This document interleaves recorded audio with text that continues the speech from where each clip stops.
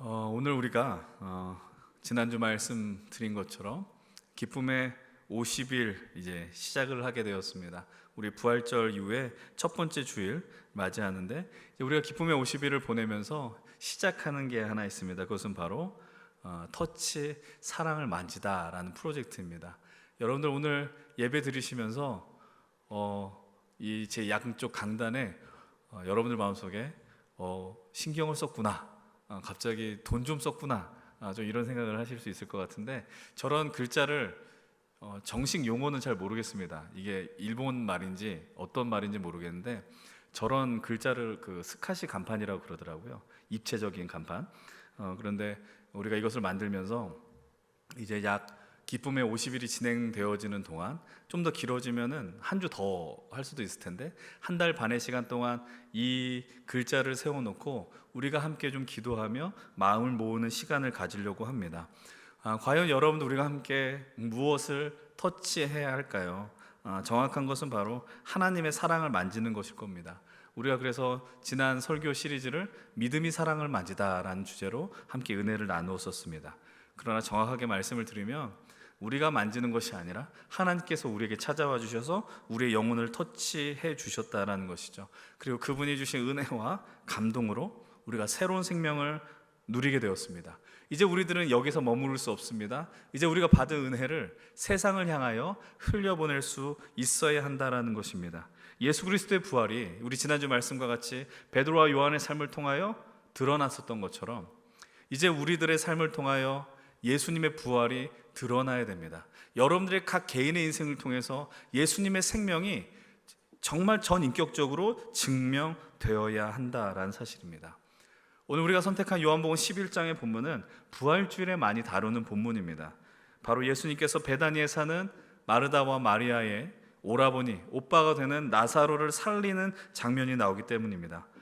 우리 주님께서 나사로를 살리기 전에 자신을 향하여 어떤 존재 분명히 말씀하십니다. 11장 25절로 26절의 말씀인데요, 이렇게 먼저 말씀하십니다. 예수께서 이르시되 나는 부활이요 생명이니 나를 믿는 자는 죽어도 살겠고 무릇 살아서 나를 믿는 자는 영원히 죽지 아니하리니 이것을 내가 믿느냐. 예수님 스스로 이렇게 규정하시는 겁니다. 나는 부활이고 생명이라는 겁니다. 우리가 지난주 말씀을 통해서 기억하실 것입니다. 하나님께서 예수 그리스도 안에 생명을 심어줬다라는 이야기를 했습니다. 생명이 연결되었다는 이야기를 나눴습니다. 그래서 이 말씀 가운데 생명이 있는 것이고 예수 그리스도를 믿는 자들에게 그 생명이 심겨졌다라는 것을 우리는 지난주 말씀을 통해 나누었습니다. 그래서 부활이신 예수 그리스도를 믿는 자는 죽음에 다다를지라도 살게 되고 또 살아서 믿게 될 때 영원한 생명을 그 땅 가운데서 살아 누리게 된다라는 엄청난 선언을 하시는 겁니다. 이 생명의 예수 그리스도를 믿는 자들에게 새로운 생명이 주어지는, 그래서 새로운 삶을 사는 것과 같이 여러분들의 인생 속에서도 예수님을 통한 생명들이 넘쳐날 수 있었으면 좋겠어요. 그 생명은 무엇으로 증명이 되겠습니까? 여러분들의 인생으로 분명히 증명될 것입니다. 그리고 그것을 살아내셔야 됩니다. 여러분들 마음속에 얼굴에 하나님이 우리에게 베푼 사랑으로 감사와 기쁨과 아름다운 미소가 끊임없이 넘쳤으면 좋겠어요. 여러분 많이 힘드시죠? 어려우시죠? 그러나 주님을 생각할 때, 그리고 이 하나님 나라의 공동체를 생각하실 때 여러분들 마음속에 참 기쁨과 감사가 회복될 수 있었으면 좋겠습니다. 약간 뜬금없긴 하지만 좌우를 보시면서 가장 아름다운 미소를 띠시면서 이렇게 고백할 수 있었으면 좋겠습니다. 당신에게 능력이 있습니다. 이렇게 한번 인사해 볼게요. 이런 걸 평소에 안 하다 보니까 안 하죠. 다음에 할 때는 열심히 좀 따라해 주셨으면 좋겠어요. 오늘 본문의 내용을 먼저 살펴보려고 합니다. 먼저 본문의 내용을 쭉 보시고 그 은혜, 그 의미들을 살펴보려고 하는데요, 예수님께서 사랑하는 마르다와 마리아의 그리고 오빠 나사로가 병들었다는 소식을 듣게 되었습니다. 여러분 한번 상상해 보시고 한번 그냥 상식선에서 생각해 보세요. 예수님한테 누가 아프다라는, 심지어 사랑하는 사람이 아프다라는 소식이 들었으면 어떻게 해야 될까요? 찾아가는 게 첫 번째 모습이어야 될 것 같은데 오늘 예수님은 전혀 다른 모습으로 오늘 우리에게 말씀하십니다. 오늘 6절 7절 말씀인데 우리 함께 한 목소리로 6절 7절의 말씀을 함께 읽어보겠습니다. 시작. 나사로가 병들었다함을 들으시고 그 계시던 곳에 이틀을 더 유하시고 그 후에 제자들에게 이르시되 유대로 다시 가자 하시니. 나사로가 병이 들었다는 얘기를 들었으면 나사로가 사는 예수님, 그 베다니를 향하여 예수님은 나아가셨어야 합니다. 근데 예수님이 어떻게 행하십니까? 지금 있는 곳에 이틀을 더 머물렀다라는 이야기를 하고 있어요. 그리고 그제서야 유대 땅으로 들어가겠노라 말씀을 하고 있습니다. 근데 방금도 이 말씀을 통해 이야기하지만 유대 땅에 어떤 일이 벌어졌느냐? 예수님을 죽이려고 하는, 예수님을 해하려 하는 움직임이 그곳에 벌어졌다라는 것입니다. 근데 예수님이 그곳으로 간다 하니 제자들이 얼마나 두려웠겠어요. 왜 그 위협이 있는 어려운 곳으로 예수님 들어가려고 하시느냐? 그래서 제자들은 예수님의 동선을 바꾸려고 무지하게 애를 쓰고 있다라는 겁니다. 요한복음 10장의 내용은 무엇입니까? 요한복음 10장에서 예수님은 스스로를 나는 양의 문이고 선한 목자로 규정하시고 또 하나님과 동등됨을 이야기합니다. 그 이야기를 들었던 유대인들이 분노하기 시작하는 겁니다. 왜 분노하느냐? 신성모독이라는 겁니다. 예수님께서 십자가 처형을 당했을 때 유대인들을 가장 자극했었던 것이 바로 이것입니다. 왜 자신을 하나님과 동일하게 여기느냐라는 거예요.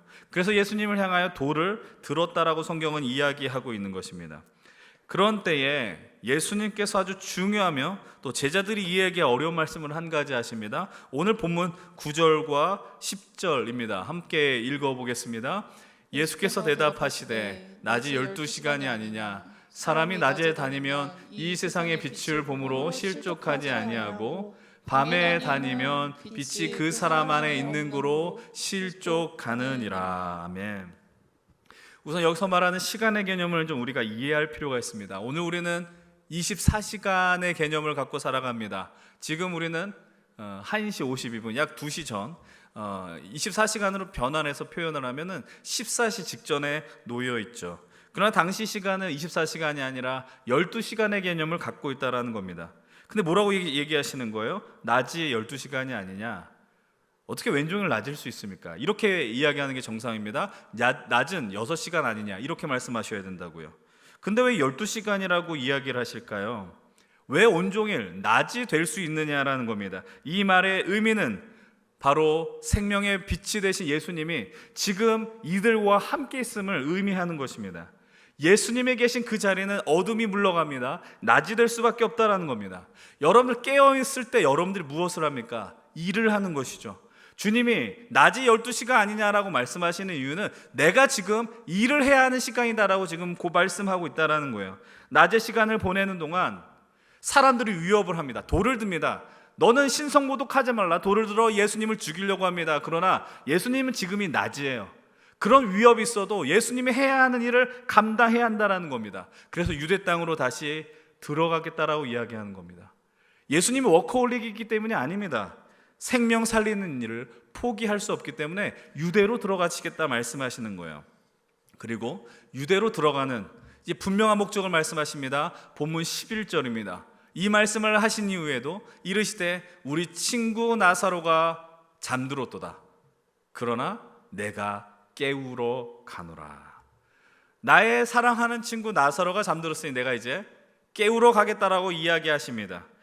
여기서 잠들었단 말의 의미는 나사로가 죽었음을 의미합니다. 그러나 제자들은 여전히 이 사이에서도, 이 장면에서도 말귀를 알아듣지 못합니다. 이런 이들을 향해서 예수님 다시 친절하게 설명하시죠. 본문 14절입니다. 이에 예수께서 밝히 이르시되 나사로가 죽었느니라. 그리고 이어서 말씀하십니다. 15, 16절 함께 읽겠습니다. 내가 거기 있지 아니한 것을 너희를 위하여 기뻐하노니 이는 너희로 믿게 하려 함이라. 그러나 그에게로 가자 하시니 디두모라고도 하는 도마가 다른 제자들에게 말하되 우리도 주와 함께 죽으러 가자 하니라.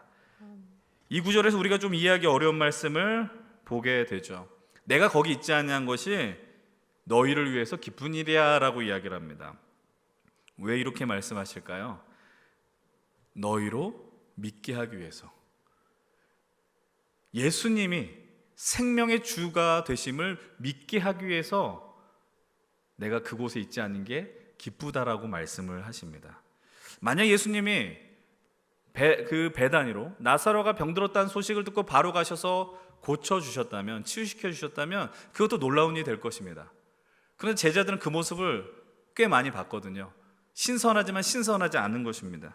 그러나 오히려 죽음을 맞이한 나사로를 다시 살리신다면 너무 놀라운 일이 아니냐라는 거예요. 예수님이 본인의 고백과 같이 나는 부활이고 생명이 되심을 나사로를 살림으로 증명해내신다라는 겁니다. 누구도 그것을 부인할 수 없겠죠. 하나님을, 예수 그리스도를 살아계신 하나님의 아들로 고백할 수 없는 그 현실이 놓여져 있다는 겁니다. 그런 주님의 말씀 앞에서 뜬금없이 제자 도마는 이렇게 이야기합니다. 비장한 말을 하는 것이죠. 우리가 주와 함께 죽으러 가자라는 겁니다. 여러분, 지금 유대로 들어가면 정말로 죽을 수 있습니다. 그래서 이런 말을 한 의미도 있었던 것 같습니다.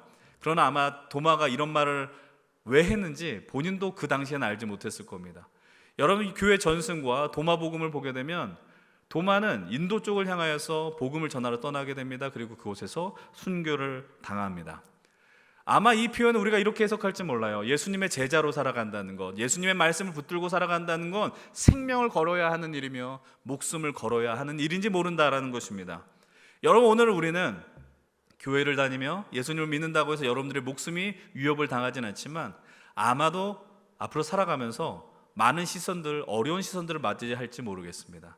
그러나 여러분 기억하십시오. 주님과 함께 나가셔야 됩니다. 이 자리를 반드시 지켜내셔야 합니다. 그리고 예수님은 제자들과 함께 베다니로 들어가십니다. 이것이 오늘 우리가 함께 읽은 본문의 전부의 내용입니다. 이제 우리가 방금 살핀의 내용들, 말씀드린 내용들을 하나하나씩 적용하면서 나누려고 합니다. 오늘 우리는 말씀의 제목을 이렇게 정했어요. 내가 깨우러 가노라라는 겁니다. 내가 깨우러 가노라. 이 말씀의 의미가 우리는 너무나도 잘 알고 있습니다. 죽은 나사로를 살리기 위한 주님의 아주 강한 의지로 나왔다라는 것을 알고 있습니다. 그러나 주님이 진실로 그를 깨우러 가는 이유는 무엇인가, 살리려고 하는 이유는 무엇인가를 우리가 세 가지를 가지고 나누려고 합니다. 우선 우리는 그 힌트를 5절을 통해서 발견할 수 있어요. 5절의 말씀을 한번 같이 읽어보겠습니다. 시작. 예수께서 본래 마르다와 그 동생과 나사로를 사랑하시더니. 예수님께서 사랑하셨습니다. 마르다를 사랑하셨고 마리아를 사랑하셨고 그의 오빠인 나사로를 사랑하셨습니다. 사랑하기에 주님은 나사로를 향하여 나가셨다라는 거예요. 사랑하기 때문에 나사로를 깨우러 가겠다는 의지를 불러일으켰습니다. 그것이 가장 큰 동인입니다. 원동력이 됐다는 겁니다. 근데 우리는 너무나도 잘 알고 있어요. 주님이 나사로만 사랑하지 않았다는 겁니다.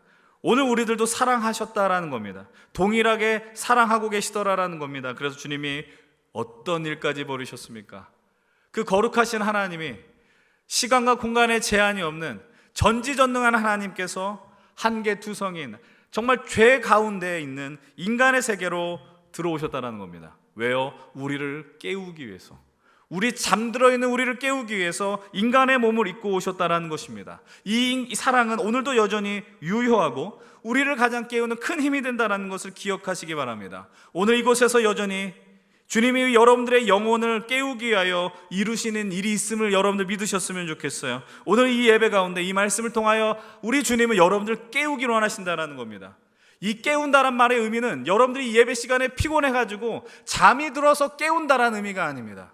여러분들이 이 세상을 살아가면서 주님을 보지 아니하며 세상의 가치에 모든 것을 다 두려고 하는 그 순간에 주님은 여러분을 향하여 말씀을 걸어오시고 여러분들의 영혼을 흔들어 깨우신다라는 것이죠. 이유는 단 한 가지입니다. 여러분들을 그토록 사랑하기 때문입니다. 그 사랑이 아직도 여러분들에게 너무나도 먼 이야기처럼 들린다면 여러분 이 자리를 통하여, 오늘 말씀을 통하여 그 간절한 마음을 발견할 수 있었으면 좋겠어요. 느끼실 수 있었으면 좋겠습니다. 그렇다면 왜 주님이 그들을 깨우러 가셨을까요? 두 번째는 이것입니다. 지금이 낮이기 때문입니다. 지금이 주님이 일하는 시간이기 때문에 우리를 깨우러 오신다라는 겁니다. 여러분 한번 생각해 보십시오. 지금 주님 우리와 함께 하지 않습니다. 승천하셨고 지금은 성령의 역사가 벌어진 시대입니다. 그런데 완전한 밤이 오는 때는 언제겠습니까? 이때를 치면 예수 그리스도의 십자가가 임하는 때는 밤이 오는 시간일 것입니다. 그러나 그 시간을 더 확대해서 바라보면 주님 오시는 그 날이 완전한 낮이 되는 시간이며 완전한 밤이 되는 시간일 것입니다. 왜 이렇게 말씀을 드리느냐? 더 이상 구원의 기회는 존재하지 않기 때문입니다. 주님이 오시는 날 왜 완전한 밤이 오느냐? 이미 이제 그때는 심판의 날이 오기 때문에 우리가 복음을 전할, 생명을 전할 때는 돌아오지 않기 때문입니다. 사랑하는 여러분들 기억하십시오. 오늘은 낮입니다. 지금 여러분들 밖을 나가서 햇빛이 우리를 비친다라는 그것의 낮을 의미하는 것이 아니라 오늘도 우리가 일할 수 있는 주님의 역사를 볼 수 있는 낮이라는 것을 인정하시기 바랍니다. 우리 주님을 말씀하셨어요. 아버지가 일하시니 나도 일한다라는 겁니다. 주님이 일하시는 때는 여전히 낮입니다. 이 세상 가운데 주님이 빛이 되어 주셨어요. 이 빛이 오늘 우리를 향하여 비치고 있고, 빛이 비치면 깨어나야죠. 여러분들 밤에 방에 커튼을 치고 잠을 자는 이유는 햇빛이 들어오는 것을 막기 위함 아닙니까? 그런데 창이 열리고 커튼이 열리게 되면 잠을 더 깊게 자고 싶어도 잘 수 없습니다. 지금은 낮입니다. 여러분 일어나십시오. 그 일어나서 하나님의 역사를 보십시오. 그것을 인정할 때, 오늘 낮이라는 것을 인정하게 될 때 하나님이 얼마나 이 시대를 향하여 분투하고 계신지를 보게 될 것입니다. 그리고 그 일하는 하나님을 바라보면서 여러분들 그냥 있을 수 없어요. 동참하는 겁니다. 여러분 이곳에 주님과 함께 일하기 위해 나와 있는 것입니다. 여러분들의 영혼이 이 예배 가운데 깨어있는 일들이 일어나기를 진실로 축복을 합니다. 그 부활의 소망 되신 예수 그리스도께서 여러분들의 영혼을 반드시 깨우어 주실 것입니다. 이제 세 번째로, 그러면 주님이 우리를 깨우려고 하시는 이유는 무엇입니까? 15절의 말씀입니다. 다시 아까 읽었던 말씀이든 다시 한번 15절 말씀 보겠습니다. 시작. 내가 거기 있지 아니한 것을 너희를 위하여 기뻐하나니 이는 너희로 믿게 하려 함이라. 그러나 그에게로 가자 하시니. 너희로 믿게 하려 함이라. 모든 것이 다 연결되는 느낌이죠. 우리를 사랑하셔서 깨우시는 겁니다. 일어나십시오. 낮에 시간을 보내기 때문에 우리를 깨우는 겁니다. 지금 여기에 빛이 비추고 있습니다. 그리고 오늘 우리에게 생명의 시간을 주시 깨우고 계시고, 세 번째로 우리로 믿게 하기 위하여 깨우고 계십니다. 여러분 무엇을 믿어야 됩니까? 우리 예수 그리스도가 생명의 주님임을 믿게 하는 것이죠. 부활의 주님이시고 능력의 주님이시고, 그리고 우리를 구원하기 위해서 하나님의 큰 계획이 바로 예수 그리스도라는 것을 믿게 하기 위해서 오늘 우리를 깨우신다라는 겁니다. 사실 우리 대부분 주님께서 깨우실 때에 거의 다 반응하며 일어난 사람들이에요. 깨워졌기 때문에 이곳에 예배할 수 있는 것입니다. 우리는 그 주님이 우리의 구원자됨을 믿고 그 은혜 안에 살아가고 있지 않습니까? 그리고 우리는 그것을 믿습니다. 우리를 그토록 주님이 사랑하고 있다는 겁니다. 하나님이 세상을 이처럼 사랑하셔서 독생자를 보내신 그 이유는 영원한 죽음의 잠을 자고 있는 이를 깨우기 위한 하나님의 엄청난 결단에서 비롯되었음을 진실로 믿으시길 바랍니다. 그래서 오늘 여러분들 깨어났습니다. 그리고 오늘 이 예배 가운데 있습니다. 그리고 여러분 오늘 빛 대신 예수 그리스도를 의지해서 세상에 나가면 여러분을 자꾸 어둠과 절망의 순간으로 끌려고 하는 그 상황 가운데 놓여 있지만, 그것을 넘어가지 않고 빛으로 나아가 승리할 수 있는 우리가 될 수 있는 이유는 무엇입니까? 주님이 우리를 깨워주셨기 때문이죠. 주님의 의지를 여러분들 맛보십시오. 그래서 그분이 오늘 우리로 예배하게 하였으며 찬양하게 하였으며 우리로 하나님 나라 백성으로 삼아주셨음을 진실로 믿으시길 바랍니다. 이제 우리는 깨어난 자들입니다. 그럼 우리 깨어난 자들이 해야 하는 일은 무엇입니까? 16절이에요. 함께 16절 말씀 읽읍시다. 시작. 디두모라고도 하는 도마가 다른 제자들에게 말하되 우리도 주와 함께 죽으러 가자 하니라.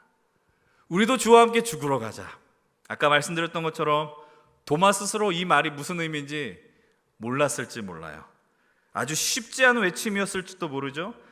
아까 말했었던 것처럼 유대 땅으로 들어가면 예수님을 향해 돌을 던지고 들고 있는 이들은 여전히 존재했기 때문입니다. 그리고 예수님의 제자가 되기 위해서 그런 희생을 각오해야 한다는 의지의 표현이었을지도 모릅니다. 그러나 중요한 것은 예수님께서 나사로를 깨우러 가실 때 도마가 이렇게 이야기했다는 겁니다. 우리도 주와 함께 죽으러 가자. 주님이 그들을 깨우러 갔을 때 나도 주와 함께 하자라고 이야기했다라는 거예요. 여러분 오늘 이 고백을 바라보면서 오늘은 우리는 어떤 태도로 이 자리에 있어야 되는가 한번 생각해 보셨으면 좋겠습니다. 영원한 죽음 앞에 하나님 없이 우리가 각자의 주인으로 살려고 하며 삶의 만족이 없었던, 그 삶의 의미 방향을 발견할 수 없었던 우리들이요, 주님이 우리를 깨워주셔서 생명의 길로 갈 수 있었다라는 거예요. 깊은 절망의 잠을 깨우며 나올 수 있었다라는 거예요. 어둠이 아니라 낮의 시간을 허락받았다라는 것입니다. 그럼 우리들이 오늘 이 시간 빛의 시간을 보내고 있다라는 겁니다. 그럼 오늘 우리가 말씀을 통하여 오늘 이 낮에 우리가 할 수 있는 일이 뭐냐라는 겁니다. 오늘도 우리가 주와 함께 죽으러 가야 한다라는 것이죠. 근데 이 표현이 부담됩니까? 그럼 이걸 변환해서 표현해 볼까요? 우리도 주와 함께 깊은 절망과 잠에 빠져 있는 이들을 깨우러 가야 한다는 겁니다. 깨우러 가셔야 돼요. 같이 잠들면 안 돼요. 여러분, 오늘 우리를 주님이 깨워주셨고 주의 제자 삼아주셨고 하나님 나라 백성 삼아주신 거는 그들을 보면서 같이 잠에 들어라라고 하는 게 아니에요. 깨우라고 우리를 불러주셨다는 거예요. 우리는 지난주에 부활주의를 시작으로 기쁨의 50일을 시작했다라고 말씀드렸습니다. 우리 교회, 연신교회 청년부의 캠페인이 아니라 초대교회부터 있었던 기쁨의 50일 절기가 있었다라는 겁니다. 기쁨의 50일을 맞이하면서 우리가 무슨 일을 해야 될까? 그냥 부활주의를 한번 예배하면서 예수님이 부활하셨어요 기쁨을 누리는 게 아니라 정말 예수 믿고 산다는 기쁨을 우리가 어떻게 회복할까에 대한 고민을 하게 되었어요. 그러다가 이 앞에 있는 글자 그대로 터치, 사랑은 만지다라는 프로젝트를 함께 감당하자 지난주에 잠깐 말씀을 드렸죠. 사랑을 만지는 일, 우리가 사랑을 만졌고 또 우리를 통해 누군가 사랑을 만지게 하는 일을 해야 한다는 겁니다. 우리들이 주님의 은혜를 통해서 새로운 생명을 얻었고 빛의 기회를 허락받았던 것처럼 우리들도 그 누군가에게 그 기회가 있다는 걸 알려줘야 한다는 것입니다. 그 은혜를 전하는 믿음의 모험을 그래서 우리가 함께 감당할 수 있었으면 좋겠어요. 그래서 오늘 우리들이 함께 해야 하는 작업들이 있습니다. 그것이 무엇일까요? 오늘 여러분들 들어오시면서 몇 가지 안내문을 드렸습니다. 카드를 드렸어요. 여러분 이 조그만 아주 봄 색깔이 있는 이 터치 카드를 받으셨습니까? 여러분 여기에 칸이 있잖아요. 이름, 관계, 기도 제목 이런 것들. 여러분들 칸 크기에 상관없이 적으셨으면 좋겠는데 이거 어떤 이름을 적어야 될지 몰라서 여기 보면 밑에 작은 글씨로 친절하게 설명을 해 주었습니다. 여러분 근데 이 설명을 여기서 처음 하지 않았어요. 기억할 수 있었으면 좋겠어요. 올해 2023년이 시작되고 제가 하나님 나라에 뿌리 내리다, 하나님 나라를 뿌리다라는 타이틀로 비전 스케치 설교를 했었습니다. 여러분 표정을 보면은 긴가민가한데 했었습니다. 유튜브를 찾아보시면 이게 진실이라는 게 확인되죠. 근데 비전 스케치를 할 때 하나님 나라를 뿌리다라는 타이틀로 비전 스케치를 했을 때 우리가 하나님 나라를 뿌려야 한 자들이 누구인가라는 이야기를 했었을 때 방금 밑에 적혀있는 사람들이 이야기를 했었어요. 우리가 오늘로 치면 누구에게 이 생명을 하며 전하며 터치를 해야 되는가? 첫 번째 이야기했었어요. 바로 플로팅 크리스천이라고 이야기했습니다. 플로팅 크리스천의 뜻이 무엇이냐? 플로팅이라는 단어 자체가 떠다니는 자들이라는 뜻이 아니에요. 코로나 기간 팬데믹이 길어지면서 현장 예배가 막히고 교회 어떤 프로그램들이 다 중단되었을 때 그것과 동시에 자신의 신앙생활도 중단된 사람을 플로팅 크리스천이다라고 말씀을 드렸습니다. 물론 그들도 있을 것이고 또 우리 주변에 온라인 예배에 익숙해진 분들이 있을 것이며 예수는 믿지만 공동체 생활이 거추장스럽다 이야기하는 이들도 있을 것이고 또 예전에 함께 신앙생활을 했었는데 지금은 보이지 않는 이들도 해당할 것입니다. 지금 제가 말씀드린 사안들이 생각이 안 날 수 있지만 제가 볼 때 웬만하면 생각날 거거든요. 여러분 이것을 적으십시오라고 하는 건 이걸 적고 교회에 나오십시오 이거의 접근이 아닙니다. 적어도 기도날 수 있잖아요. 우리가 누군가에게 복음을 전한다는 거, 생명을 전한다는 거 얼마나 가치 있는 일입니까? 적을 수 있고 기도할 수 있다는 겁니다. 두 번째 부류는 이렇게 적시했습니다. 가난한 성도라고 이야기했어요. 예전에 신앙생활을 했는데 이젠 더 이상 공동체 생활을 하지 않겠노라. 믿음을 내가 지키긴 하지만 교회를 나오지 않겠다. 자발적으로 교회를 안 나온 사람들입니다. 그 사람들은 여러 이유가 있을 거예요. 교회에 대한 실망이 있을 수 있고요. 목회자에 대한 실망이 있을 수 있어요. 그러나 여러분 그들의 생각이 옳을 수도 있지만 옳지 않습니다. 우리가 우리의 믿음이 성장하려면 좋은 믿음의 공동체를 만나셔야 됩니다. 여러분들에게 우리 연신교회가 그런 공동체인지는 저는 모르겠지만 그런 공동체를 만들려고 무지하게 애를 쓰고 있어요. 그리고 여기에서 혹시 교회를 찾는 분들이 계시다면 그 교회를 찾으셔서 등록하며 신앙생활하는 게 얼마나 유익한지를 여러분들 좀 이렇게 알으셨으면 좋겠다라는 마음이 있어요. 그리고 또 이런 사람들도 있습니다. 삶이 곤고한 사람들이 있습니다. 이 부분은 나중에 설교 말미에 설문조사에 대한 소개를 하면서 더 자세하게 나누려고 합니다. 그리고 마지막으로 오늘 우리가 나눈 것처럼 여러분들이 사랑하는 그 사람의 이름을 적으십시오. 여러분이 그렇게 생명을 다해서 사랑하는데 그 사람이 주님을 모른다라고 한다면 그게 참 안타까운 거죠. 불편하거나 그 사람이 미운 게 아니에요. 여러분, 사랑하는 그 가족들이 나와 다른 신앙을 가질 때 왜 내 마음이 어렵냐면은 믿음이라는 건 가치의 문제잖아요. 같은 곳을 바라볼 수 있고 함께 기도할 수 있는 것. 여러분들 살면서 누군가 같이 기도할 수 있는 사람이 내 가족이며 내 사랑하는 친구라는 게 얼마나 큰 힘이 되는지 모릅니다. 여러분들 정말로 여러분들 친구 가운데 교회를 안 다니고 하나님을 모르지만 힘든 친구를 향해서 여러분들이 우리가 알고 있는 아주 뻔한 그 성경 구절을 보내고 그리고 밑에 내가 널 위해 기도할게. 우리는 그냥 생각 없이 던진 말이지만 그걸로 위로받는다고요. 여러분들이 할 수 있어요. 여러분들 그 사람들의 이름을 한번 떠올릴 수 있었으면 좋겠어요.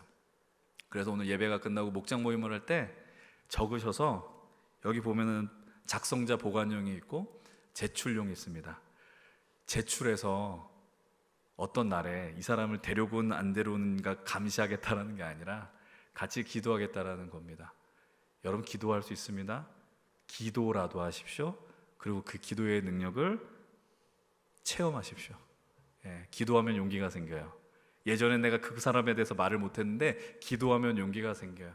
그런 용기가 여러분들에게 임하기를 진심으로 축복을 드립니다. 그리고 그들의 이름을 적고요, 이제 끝나려고 하지 않아요. 여러분들이 은혜를 주셔서 그 사람을 교회에 데리고 올 수 있다면 얼마나 좋을까요?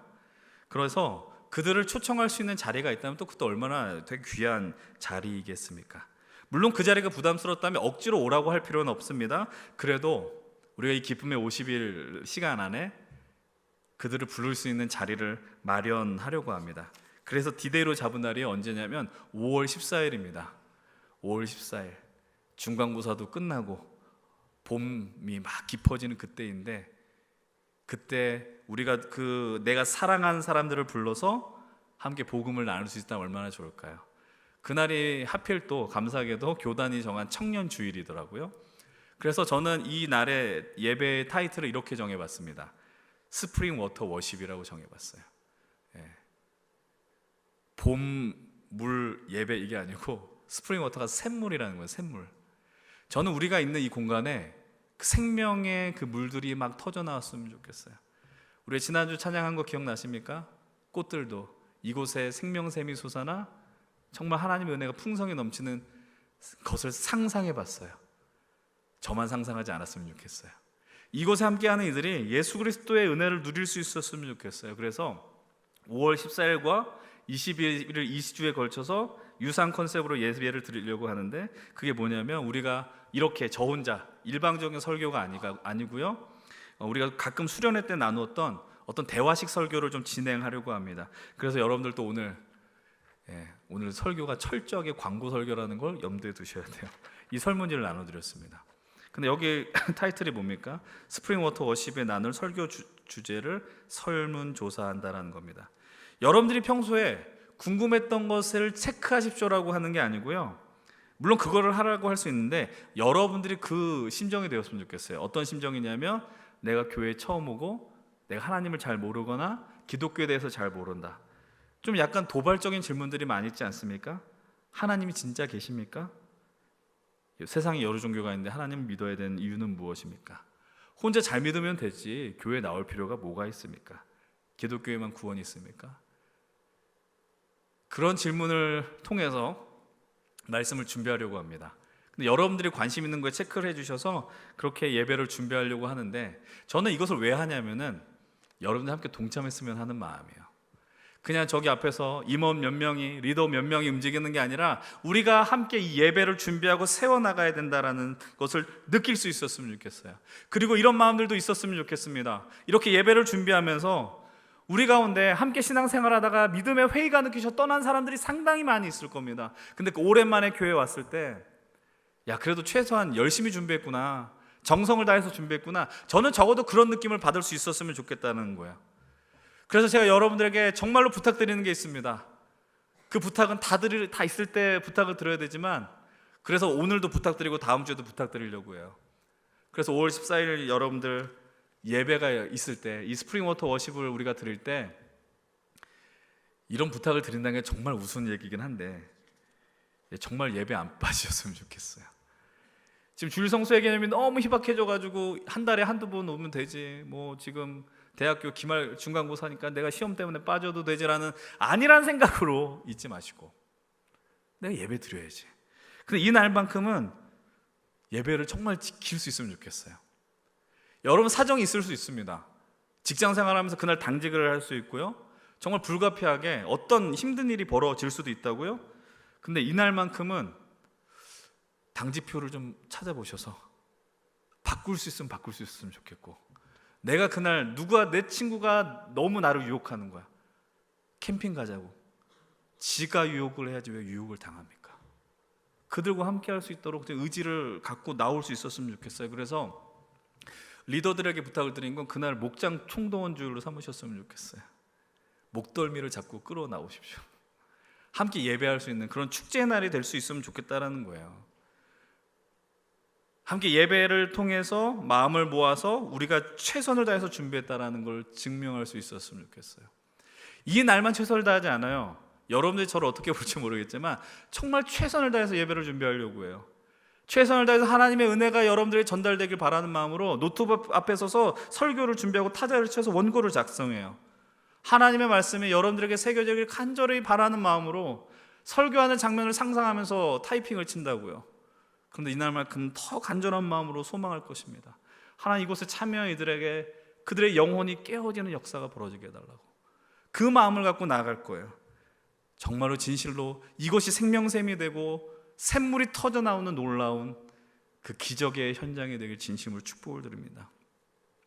이제 말씀을 정리하려고 합니다. 방금 말씀드렸던 것처럼요, 오늘 메시지는요 철저하게 목적이 깔린 설교였습니다. 저는 설교가 목적이 있어야 된다고 생각을 해요. 표적 설교라고 표현하는 것처럼 저는 의지가 있고, 오늘은 좀 더 노골적이죠. 광고 설교했습니다. 근데 우리가 이 기쁨의 50을 보내고 터치 사랑을 만지다 프로젝트를 선포하면서 이 생명의 사역이요, 여러분들로부터 관심이 생겼으면 좋겠어요. 물론 목사 한 사람 막 계획하면서 이거 하자, 여기로부터 출발한 것처럼 보일지 모르지만 여러분들이 기도하기 시작하면서 그래 내가 관심을 둬야 하는 생명의 그 흘러가야 되는 대상이 무엇인가 눈이 열릴 수 있었으면 좋겠어요. 그렇게 되게 소망합니다. 오늘 우리가 살아가는 시대는 점점 신앙과 종교에 대한 관심이 희박해진 시대를 살아가고 있어요. 교회에 대한 관심이 없어요. 왜냐하면 많은 목회자들이 문제를 일으키고 교회가 문제를 일으켜서 그럴 수 있다고 생각을 합니다. 그러나 소위 말하는 세속화가 너무나도 강렬하게 밀려옵니다. 삶의 목적이 무엇이며 어떻게 살아야 되는가, 그 가치에 대해서 찾지 않습니다. 내가 얼마나 잘하면 먹고 사는데 문제가 없느냐, 내가 얼마나 더 많은 것을 유익을 더 얻을까에 대한 것에만 관심을 철저하게 둔다고요. 그러니까 내가 이 인생의 의미에 가치를 두는 게 무슨 의미가 있냐라는 것입니다. 그렇다면 이런 세속화의 물결이 우리를 덮치는 이 시대 속에서 이 복음은 의미가 없고 가치가 없을까요? 생명은 생명의 역사가 벌어지는 건 큰 의미가 없는 것인가요? 아닙니다. 분명하게 말씀드릴 수 있는 것은 여전히 우리에게는 이 영원한 생명과 예수 그리스도의 복음이 필요하고요, 너무나도 목마른 이들이 이 땅 가운데 많이 있다는 것입니다. 다음 주 그 말씀을 갖고 나눌 텐데, 목이 마른 거예요. 갈망하고 있어요. 가졌지만 채움이 벌어지지 않는다고요. 이 시대 속에서 여러분 그 방향을 어떻게 설정할 것입니까? 예수 그리스도를 만나십시오. 예수 그리스도를 통해 여러분 생명의 역사를 창출해 내십시오. 여러분들 대부분이 어렸을 때부터 교회에 나와서 이것이 얼마나 소중한지 모르겠어요. 근데 여러분 기억하십시오. 지난주에 말씀드렸던 것처럼 예수가 아니었다면 여러분 지금 이 모습으로 있을 수 없어요. 더 형편없을지 모르고, 더 이기적으로 살았을지 모르고, 더 자기 멋대로 살았을지 모른다는 겁니다. 여러분 그러나 그리고 우리 앞으로 그런 일이 없었으면 좋겠지만 반드시 존재할 것입니다. 왜냐하면 우리가 살아가는 그 길은 흔들리며 걷는 길이기 때문이죠. 여러분 삶의 고난과 절망과 아픔은 반드시 있게 될 것입니다. 근데 그 자리가 어둠의 시간이거든요. 근데 그 어둠을 깨우기 위해 주님은 끊임없이 오세요. 깨어난 우리를 향해서도 오신다고요. 이제 우리에게 생명을 불러일으키실 것입니다. 일어나 우리들 여러분들 깨어서 일어나서 그 역사에 동참하십시오. 왜냐하면 지금도 그 어둠으로 잠을 자려고 하는 이들이 너무나도 많이 있기 때문입니다. 여기서 한 가지 설문조사 내용을 소개하려고 합니다. 이 내용은 IVP 출판사에서 나온 교회를 선택한 사람들이란 책에 등장한 내용입니다. 코로나 기간에 설문조사를 한 건데 누군가에게서 전도가 되거나 자발적으로 교회에 온 사람들을 설문조사했어요. 몇십 명이 아니라 5년 이내 교회를 출석한 사람들의 그 500명의 사람을 설문조사했다라는 겁니다. 표본조사가 많기 때문에 이건 상당히 설득력이 있는 겁니다. 첫 번째 내용은 이겁니다. 교회 자발적으로 온 사람한테 질문했어요. 어떻게 교회에 나오게 됐느냐. 첫 번째, 두 번째 생각보다 특별한 이유는 아니었던 것 같습니다. 어렸을 때 내가 교회를 다녔었고 그리고 그냥 생각이 나서 교회 다녔다라는 겁니다. 근데 주목해서 봐야 될 건 이것입니다. 세 번째예요. 본받을 만한 훌륭한 인격을 가진 그리스도인을 보고 교회에 나왔다라고 고백을 하는 것입니다. 여기서 말하는 본받을 만한 그리스도인들은 누구이겠습니까? 텔레비전에 나오는 유명한 연예인들이 시상식에 나와서 하나님께 영광을 돌립니까의 멘트를 듣고 나왔을까요? 아니에요. 그 사람 옆에 있는 사람이었을 거예요. 그 사람의 지인이었을 거예요. 그 사람과 가장 가까운 사람이었을 거예요. 그 사람을 보면서 저 사람이 믿는 예수가 진짜다라는 느낌을 받았을 거예요. 그래서 자발적으로 교회에 나왔을 것입니다. 정말 중요한 모습 아니겠어요? 여러분들의 모습이 그만큼 중요하다는 것이죠. 그럼 두 번째 내용입니다. 이번에는 전도에 의해서 교회에 온 신자들한테 질문했습니다. 당신이 교회에 전도되었을 때 무엇 때문에 오게 되었냐라는 것입니다. 첫 번째는 이것입니다. 내가 겪는 인생의 고민의 문제를 그 전도한 사람, 전도자가 잘 해결해주고 노력했다라는 겁니다. 그리고 두 번째는 이것이죠. 그 전도하는 분이 하나님 나라에 대한 복음에 대한 이야기를 했다는 거예요. 예수 그리스도의 십자가와 부활에 대한 이야기를 전했다는 겁니다. 우리가 예수님을 전하는 거 어렵게 생각하는 건 두 번째 대답이었던 것 같아요. 나도 잘 모르는데 뭘 전하느냐라는 거예요. 근데 생각보다 이 복음이 설득력이 있다는 걸 기억하십시오. 생명을 받은 우리들이 그 생명의 내용을 모르고 전하는 것이 말이 되냐라는 겁니다. 여러분 진실로 부탁을 드립니다. 하나님을 알기 위해서 노력하십시오. 말씀을 알기 위해서 애쓰십시오. 다시 말씀드리면 여러분 스스로 내가 지금 잠이 덜 깬 것 같은 사람이 계십니까? 그럼 깨우려고 애쓰십시오. 예배에 전력을 다하십시오. 선포된 말씀 앞에 여러분 겸손하게 엎드리시고 우리 교회에서 벌어지는 풍성한 삶으로의 초대와 그 첫걸음 같은 제자 훈련에 참여하십시오. 복음이 무엇인지 깨닫고 그 복음을 이해하십시오. 여러분 입술을 통해 그 역사가 벌어지게 될 것입니다. 그런데 그런 가운데서 1, 3위의 내용을 주목해서 보십시오. 뭐라고 이야기를 합니까? 3위 내용을 잘 보세요. 듣는 것만으로도 위로가 됐대요. 그 사람이 함께 해주는 것만으로도 위로가 됐다라는 것 아닙니까? 고난 가운데 있는 이들, 어둠과 절망 속에 잠자는 일이 그토록 많은데 그들이 원하는 건 이거예요. 함께 하면 좋겠다는 거예요. 로마서 10장의 말씀과 같이 우는 자들과 함께 우는 역할을 해주기를 바란다라는 것입니다. 그때 생명이 전해진다는 것이죠. 특별히 이 대답이 20대에서 많이 나왔어요. 20대. 여러분들도 모르는데 뭘 전하냐? 그럼 듣기라도 하세요. 그리고 카톡으로 보내세요. 두려워 말라, 놀라지 말라, 내가 너와 함께 함이니라. 내가 믿는 그 하나님의 이야기를 전하십시오. 마지막으로 한 가지 더, 전도했던 사람들이 전도한 방법입니다. 압도적으로 많습니다. 어떻게 해요? 개인적 관계라는 겁니다. 여러분 오늘 밖에 나가서 전도지를 들고 나가서 복음을 전하는 것 가치 있는 일입니다. 그런데 가장 훌륭한 전도지는 결국 어떻게 결론 나요? 여러분들이라는 거예요. 여러분들이 전도지입니다. 여러분들 예수님의 창이 된다는 사실입니다. 여러분 정말 죄송한 단어를 쓰고 제 말씀을 마치겠습니다. 여러분들이 부탁을 드린 건 한 가지입니다. 진실로 쪽팔리게 예수를 믿지 않았으면 좋겠어요. 내가 예수를 믿는다고 하는데 그분의 이름을 더럽히면서 그분의 가치를 떨어뜨리면서 신앙생활을 하지 않았으면 좋겠어요. 여러분들 보면서 존경받으십시오라고 요청하는 게 아닙니다. 여러분들이 먼저 예수 믿고 사는 것에 대한 자부심과 감사한 마음을 품고 살아가십시오. 그리고 그분의 명예를 지키며 살겠다는 그 의지를 갖고 나아가십시오. 내가 교회 활동을 하는 게 아니에요. 예수 그리스도께서 우리에게 생명을 주시고 이 믿음의 공동체를 세운 건 친목 모임을 만들려고 주신 게 아니라는 거죠. 생명을 전하라는 것입니다. 하나님 나라의 모형이 되어야 됩니다. 이곳에 오셔서 예수 그리스도의 생명의 역사들이 벌어져야 한다는 것이죠. 진실로 여러분 이곳을 마음 드는 대로 그냥 오면 좋고 안 오면 말고의 곳으로 여기지 않으시기를 바랍니다. 예전에 제가 이런 말씀 드렸는데 그래서 우리 공동체가 여러분들에게 자랑이 될 수 있었으면 좋겠어요. 적어도 딴 얘기하지 않잖아요. 여기서 이상한 얘기하지 않잖아요. 하나님 나라에 대한 이야기를 나누지 않습니까? 복음을 이야기하지 않습니까? 여러분들이 우리 교회를 생각할 때 기뻤으면 좋겠고 자랑스러웠으면 좋겠고 감사할 수 있었으면 좋겠어요. 그래서 여기서 선포되는 말씀을 여러분 설득됐으면 좋겠고, 그래서 여러분들이 스스로 내가 주와 함께 깨우러 가겠다는 그 의지의 고백들이 터져 나올 수 있었으면 좋겠어요. 여러분, 주님이 여러분을 깨우셨습니다. 여러분께 새로운 생명을 주셨고요, 여러분들의 인생이 바뀌었습니다. 그 기적이 여러분들을 함께하는 그 사랑하는 이들로 흘러가기를 진심으로 축복을 드립니다. 도전 받으십시오. 그리고 함께 동참하십시다. 너무 큰 무거운 사명을 드렸는지 모르겠습니다. 그러나 해보십시오. 어렵지 않습니다. 하나님의 영광과 역사가 이곳에 있는 우리 여러분들에게 임하기를, 그리고 믿음의 모험에 동참하시기를 주의 이름으로 간절히 축원을 드립니다.